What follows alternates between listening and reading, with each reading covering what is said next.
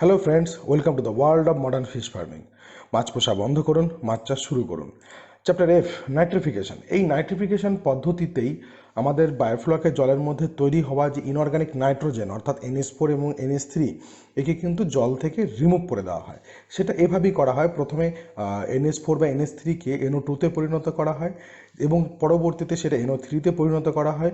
পুনরায় সেই NO3-কে NO2-তে পরিণত করা হয় এবং NO2 থেকে NO এবং NO থেকে N2O এবং N2O থেকে সর্বশেষ N2 অর্থাৎ নাইট্রোজেন গ্যাস, এই নাইট্রোজেন গ্যাসে পরিণত করার পর তাকে কিন্তু আমাদের বায়োফ্লকের জল থেকে বাইরে বের করে দেওয়া হয়। এভাবেই টোটাল ইনঅর্গানিক নাইট্রোজেনকে কিন্তু আমাদের বায়োফ্লকের জল থেকে রিমুভ করা হয় এবং ইনঅর্গানিক নাইট্রোজেনের টক্সিসিটি থেকে আমাদের অ্যাকোয়াকালচারকে রক্ষা করা হয়।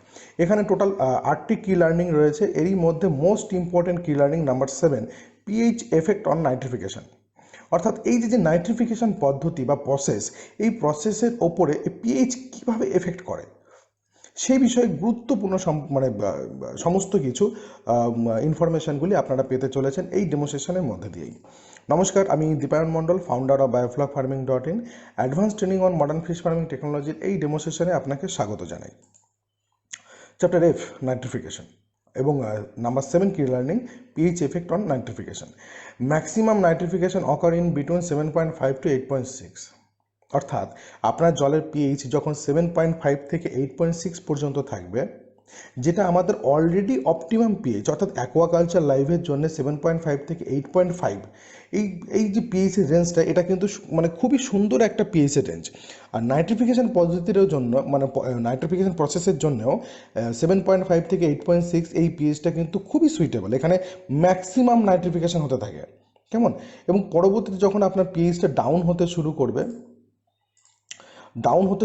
অর্থাৎ নিচের দিকে আসতে শুরু করবে, অর্থাৎ তখন 6.7 থেকে 7.3 এই পর্যন্ত যখন পৌঁছে যাবে, অর্থাৎ 6.3 পর্যন্ত যখন পৌঁছে যাবে, কথা হচ্ছে যখন 7.5 থেকে যখন ডাউন হতে শুরু করবে, ডাউন হতে হতে সেটা কমতে কমতে আর কি, সেটা 6.7 বা 6.3 পর্যন্ত যখন এসে পৌঁছাবে, তখন কিন্তু নাইট্রিফিকেশন যে প্রসেসটা আছে এটা কিন্তু স্লো হয়ে যাবে।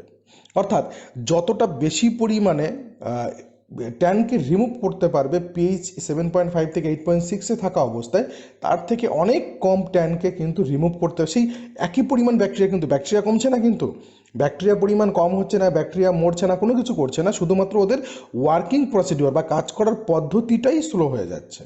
সেটা কিন্তু 6.7 থেকে 6.3 পর্যন্ত খুবই স্লো হতে থাকবে এবং পরবর্তীতে যখন পিএইচ আরও ডাউন হবে আপনার, অর্থাৎ 6.3 থেকে আরও ডাউন যখন এসে মোটামুটি 5.5 বা 5-এ এসে পৌঁছাবে, তখন এই যে নাইট্রিফিকেশন প্রসেসটা, এই নাইট্রিফিকেশন প্রসেসটা কিন্তু ক্র্যাক হতে শুরু করবে, অর্থাৎ এই পদ্ধতিটাই কিন্তু ভেঙে যেতে শুরু করবে, কেমন? এখানে একটা মজার কথা আমার মনে পড়ে গেল। বেশ কিছুদিন আগের কথা, বেশ কিছুদিন নয়, বেশ কিছু মাসে আগের কথা। একজন ব্যক্তি আমাকে ফোন করেছিলেন, আমাকে বলছেন যে তার কালচার এই মিডিল পোর্শন চলছে। মিডিল পোর্শন তেলাপিয়া করছেন তিনি। অলরেডি তার 2 মাস বয়স হয়ে গেছে কালচারের, অ্যামোনিয়া ছিল না, কিন্তু রিসেন্টলি তিনি খেয়াল করেছেন যে তার বায়োফ্লকের ট্যাঙ্কিতে ট্যান বিল্ড আপ হচ্ছে। এখন ট্যান বিল্ড আপ হওয়ার কারণে তিনি চিন্তিত। এখন তিনি সমস্ত কিছু চেক করেছেন, কিন্তু তিনি বুঝে উঠতে পারছেন না যে এই ট্যান বিল্ড আপ হওয়ার কারণ কী। হ্যাঁ, যখন আমি তার সঙ্গে কথা বললাম, সমস্ত কিছু শোনার পরে আমি জানতে পারলাম যে পিএইচ রয়েছে 6.5-এ।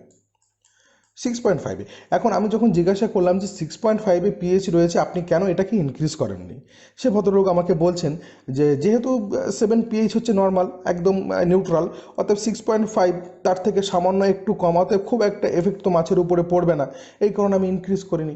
সেই ব্যক্তি সেই ট্যানকে রিমুভ করার জন্য প্রচুর পরিমাণে এফসিও ইউজ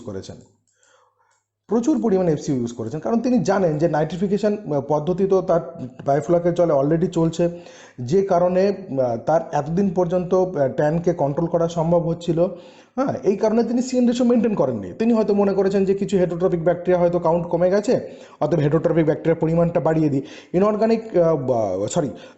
অর্গানিক কার্বনের সোর্স কিন্তু তিনি দেননি।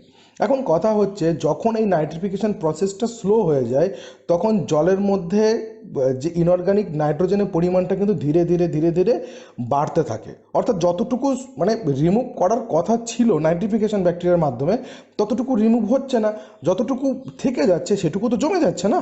আর এদিকে আপনার হেটারোট্রপিক ব্যাকটেরিয়া, তাকে আপনি যতটা অর্গানিক কার্বন সোর্স দেবেন ও ততটাই ট্যানকে রিমুভ করবে, ওর বেশি রিমুভ করবে না। আপনি অর্গানিক কার্বনের সোর্স কমিয়ে দেবেন, ও কিন্তু ট্যানকে রিমুভ করাও কিন্তু কমিয়ে দেবে। এটা হচ্ছে হেটারোট্রপিক ব্যাকটেরিয়ার কাজকর্মের একটা প্রিন্সিপাল। যেহেতু আপনি খাবার ব্যবহার করছেন, খাবারের মধ্যে অর্থাৎ মাছের খাবারের মধ্যে কিন্তু অন অ্যাভারেজ 50% কিন্তু অর্গানিক কার্বন থাকে। সেখান থেকে যতটুকু সম্ভব সে ট্যান রিমুভ করার করছে, বাকিটা কিন্তু নাইট্রিফাইং করছে। এখন নাইট্রিফাইং যদি তার কাজ স্লো করে দেয় তবে তো ট্যান বিল্ড আপ করবেই। ওই ব্যক্তির বায়োফ্লকের ট্যাঙ্কিতে ঠিক সেম জিনিসটা হয়েছে। উনি অর্গানিক কার্বন কিন্তু অ্যাড করেননি, কারণ তিনি জানেন যে নাইট্রিফিকেশন যে প্রসেস, সে প্রসেস তার ট্যাঙ্কিতে চলছে। ঠিক আছে, তো সে ব্যক্তি এফসিও ব্যবহার করেছেন, এমনকি ডাইরেক্ট প্রোবায়োটিক ব্যবহার করেছেন, কিন্তু কোনো ফল পাচ্ছেন না। প্রায় 12 থেকে 15 দিন কন্টিনিউ চলছে এইরকমই। এখন আমি এইখানে একটা কথা মানে আপনাদের আবারও বলছি, যে কথাটা আমি প্রায়ই ভিডিওতে আপনাদের বলে থাকি, সেটা হচ্ছে যে যে কোনো বিষয় সম্পর্কে একটা কমপ্লিট ইনফরমেশান জেনে রাখা বা কমপ্লিট ইনফরমেশান আমাদের জানা বিশেষভাবে প্রয়োজন। এই কারণ যখন আপনি কোনো কিছু করছেন, সেটা করার আগে আপনি এটা তো আইডেন্টিফাই করবেন যে আপনি সেই জিনিসটা যেটা করতে চলেছেন সেটা কতটা সঠিক। আজকে ওই ব্যক্তির যদি এটা জানা থাকতো যে পিএইচ যদি 6.5-এ নেমে আসে অথবা 6.73 অর্থাৎ 7.5 থেকে ডাউন যখন হতে শুরু করে তখন নাইট্রিফিকেশন প্রসেস স্লো হতে শুরু করে, তবে কি ওই ব্যক্তি 6.5-এ কি ওনার পিএইচকে দাঁড়িয়ে থাকতে দিতেন? কখনো দিতেন না। তিনি জাস্ট অ্যালকালিনিটি বাড়িয়ে নিতেন, নাইট্রিফিকেশন যে পদ্ধতি সেটা ইনক্রিজ হয়ে যেত। ওই ভদ্রলোকের ট্যাঙ্কিতে ওই ইনঅর্গানিক নাইট্রোজেন যে বিল্ড আপ করছে ট্যান, সেটা কিন্তু আর বিল্ড আপ করতো না। অর্থাৎ সেই ব্যক্তির জানা ছিল না বলেই কিন্তু সে অ্যালকালিনিটিকে বাড়িয়ে পিএইচকে বাড়ায়নি, সে কিন্তু এফসিও ব্যবহার করেছে, ডাইরেক্ট ডাস্ট প্রোবায়োটিক ব্যবহার করেছে, হেটারোট্রপিক ব্যাকটেরিয়ার কাউন্ট বাড়িয়েছে, কিন্তু আখেরে লাভ হয়নি। কেমন? তো এই বিষয়গুলি সম্পর্কে অবশ্যই আপনাকে খুব ভালো করে জানতে হবে। শুধুমাত্র এই নাইট্রিফিকেশন বা পিএইচ নয়, সমস্ত বিষয় ইন ডিটেল যখন আপনি জানবেন তখন আপনি কনফিডেন্সের সঙ্গে কাজ করতে পারবেন। আর যখন আপনি কনফিডেন্সের সঙ্গে কাজ করতে পারবেন, সফলতা আপনাকে খুঁজে নেবে, আপনাকে সফলতা খুঁজতে হবে না। ঠিক আছে, তো টপিকে ফিরে আসি। এই নাইট্রিফিকেশন পদ্ধতি তবে আমাদের 6.7 এবং 6.3-তে যখন পৌঁছে যায় তখন নাইট্রিফিকেশন প্রসেস স্লো হয়ে যায়, এবং যখন 5.5 থেকে 5.5 থেকে বা 5.5 বা 5-এ যখন পৌঁছে যায় তখন কিন্তু এই নাইট্রিফিকেশন প্রসেসটা কিন্তু ভেঙে যেতে শুরু করে। অর্থাৎ এই যে পদ্ধতি, এই পদ্ধতিটাই কিন্তু ভেঙে যেতে শুরু করে। কেমন? তো এছাড়াও পিএইচ সম্পর্কে এবং এই নাইট্রিফিকেশন সম্পর্কে, অ্যামোনিয়া সম্পর্কে আরও কিছু আমাদের জানার আছে। আসুন দেখে নেওয়া যাক সেগুলিকে। পিএইচ পিএইচের কিন্তু খুব সুন্দর একটা বাফার সিস্টেম কিন্তু হচ্ছে এই NH4 এবং NH3। পিএইচের খুব সুন্দর বাফার সিস্টেম। পিএইচ সেকশনে আমি আপনাদের এটা কিন্তু বারবার বলেছিলাম, প্রথমেই বলে রাখি যে যখন আপনার জলে কোনো অ্যাসিড মেশানো হবে তখন জলের মধ্যে H+ আয়ন অথবা হাইড্রোজেন আয়ন যখন বাড়তে থাকবে, যখন আপনি অ্যাসিড মেশাবেন তখন কিন্তু আপনার পিএইচ ডাউন হতে শুরু করবে। যখন আপনার জলের মধ্যে OH- আয়ন বাড়তে থাকবে বা আপনি বেজ মেশাচ্ছেন আপনার জলের মধ্যে, বা OH- আয়ন অর্থাৎ হাইড্রক্সাইড আয়ন যখন আপনার জলের মধ্যে বাড়তে শুরু করবে তখন কিন্তু আপনার পিএইচ ইনক্রিজ হতে শুরু করবে, অর্থাৎ পিএইচ বাড়তে শুরু করবে। কেমন? পিএইচ বাড়া বলতে এখানে যে স্কেলটা দেওয়া রয়েছে এই স্কেল অনুযায়ী 0, 1, 2, 3, 4, 5 ঠিক এভাবেই তো পিএইচ বাড়তে শুরু করবে। যখন OH- অর্থাৎ হাইড্রক্সাইড আয়ন যখন বাড়তে শুরু করবে তখন। এখানে একটা মজার বিষয় হচ্ছে পিএইচ যখন আপনার জলে বাড়তে শুরু করবে তখন NH4+ এ কিন্তু ভেঙে যাবে, ভেঙে গিয়ে NH3 এবং H+ আয়নে পরিণত হবে, এবং H+ আয়নকে কিন্তু এ রিলিজ করতে শুরু করবে। এখানে এটা কেন হয় তার কারণ এই NH4+ এ কিন্তু পিএইচ বাফার হিসাবে কাজ করে, ঠিক যেমনটা অ্যালকালিনিটি যেটা করে থাকে আর কি, পিএইচ বাফার হিসেবে কাজ করে থাকে, এই NH4 কিন্তু সেমভাবে রিঅ্যাক্ট করে। অর্থাৎ পিএইচ কিন্তু বাড়ছে, পিএইচকে যাতে বাড়তে না দেওয়া যায় বা বাড়তে না দেওয়ার জন্যে ও কিন্তু জলের মধ্যে H+ আয়ন রিলিজ করতে শুরু করেছে, অর্থাৎ অ্যাসিডিটির পরিমাণ কিন্তু বাড়াতে শুরু করেছে। এভাবেই কিন্তু আটকানোর চেষ্টা করে। ঠিক এইভাবেই এই পদ্ধতিতেই যখন প্রচুর পরিমাণে H+ আয়ন জলের মধ্যে রিলিজ করতে থাকে তখন কিন্তু NH3 কনসেন্ট্রেশনটাও কিন্তু জলের মধ্যে বাড়তে থাকে। আর এই NH3 কিন্তু আমাদের মাছেদের জন্য খুবই টক্সিন, মানে খুবই ক্ষতিকারক। NH4 কিন্তু ক্ষতি করে না, ক্ষতি করা হচ্ছে আমাদের NH3। ঠিক একদম তদ্রূপভাবে যখন আমাদের পিএইচ ডিক্রিজ হয়, অর্থাৎ পিএইচ ডাউন হতে শুরু করে, তখন কিন্তু যাতে পিএইচটা ডাউন না হয় সেজন্যে এই NH3 কী করে, জলের মধ্যে যে সমস্ত এক্সট্রা H+ আয়ন অর্থাৎ হাইড্রোজেন আয়ন রয়েছে তাদেরকে কি করে নিয়ে নেয়, সঙ্গে নিয়ে নিয়ে সে কিন্তু নিজেকে NH4+ পরিণত করে। অর্থাৎ যখন পিএইচ ডাউন হয় তখন NH3 H+ আয়নকে নিয়ে NH4 পরিণত করে, অর্থাৎ অ্যামোনিয়া টক্সিসিটি ডাউন হতে শুরু করে। যখন পিএইচ ইনক্রিজ হয় তখন NH4 ভেঙে গিয়ে NH3 এবং H+ আয়নে পরিণত হয়, অর্থাৎ NH3 পরিমাণ জলের মধ্যে কিন্তু বাড়তে থাকে। অতএব টেনের টক্সিসিটি বা অ্যামোনিয়ার টক্সিসিটি কিন্তু জলের মধ্যে বাড়তে থাকে। এটা যেমন পিএইচের সঙ্গে এফেক্টেড, এটা ঠিক তেমনি টেম্পারেচারের সঙ্গেও কিন্তু এফেক্টেড।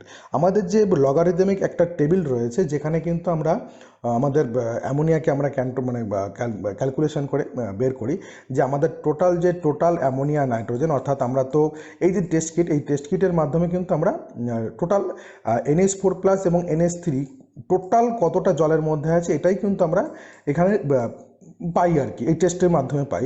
শুধুমাত্র NH4 বা শুধুমাত্র NH3 কিন্তু আমরা পাই না, শুধুমাত্র NH4 বা NH3 কিন্তু আমরা পাই না। এটা বের করতে গেলে আমাদের একটা চার্ট থাকে, সেই চার্ট থেকে কিন্তু বের করে নিতে হয়। সেখানে আমাদের অ্যামোনিয়ার একটা চার্ট থাকে, টেম্পারেচারের চার্ট থাকে, পিএইচের চার্ট থাকে। সেখানে আমাদের জাস্ট ডাটা ইনপুট করতে হয় যে আমাদের বর্তমান জলে ট্যান ভ্যালু কত, এই ট্যান ভ্যালু দিয়ে এখানে মাল্টিপ্লাই করলে তবে আমাদের NH3 কনসেন্ট্রেশন বেরিয়ে আসে যে জলে বর্তমানে টেম্পারেচার, পিএইচ এবং আমাদের ট্যান ভ্যালু অনুযায়ী কতটা NH3 আছে। ঠিক আছে, তো এই ক্ষেত্রে পিএইচ যেভাবে এফেক্ট করে ঠিক এই প্রসেসটা টেম্পারেচারের ক্ষেত্রেও কিন্তু ঠিক এটাই হয়ে থাকে। এটাই হচ্ছে টোটাল পিএইচ এফেক্ট ট্যানের ওপরে এবং নাইট্রিফিকেশনের ওপরে। এছাড়াও আমাদের চ্যাপ্টার রয়েছে চ্যাপ্টার জি স্লাজ। এখানে কিন্তু টোটাল 4টি কি লার্নিং রয়েছে চ্যাপ্টার জিতে। স্লাজ সম্পর্কে every single point details, everything.